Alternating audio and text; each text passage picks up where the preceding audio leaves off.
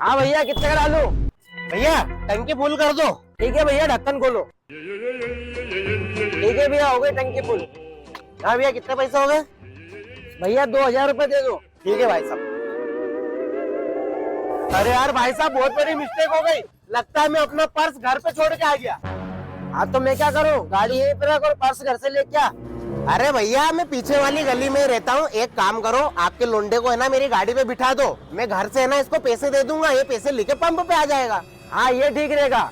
सुन कालू, पीछे वाली गली में जा रहा है ना, तो 2000 रुपए भैया से ले लेना और 8000 रुपए मैं दे रहा हूँ, मुनीम जी को देते हुए आना। ठीक है, जा बैठ जा।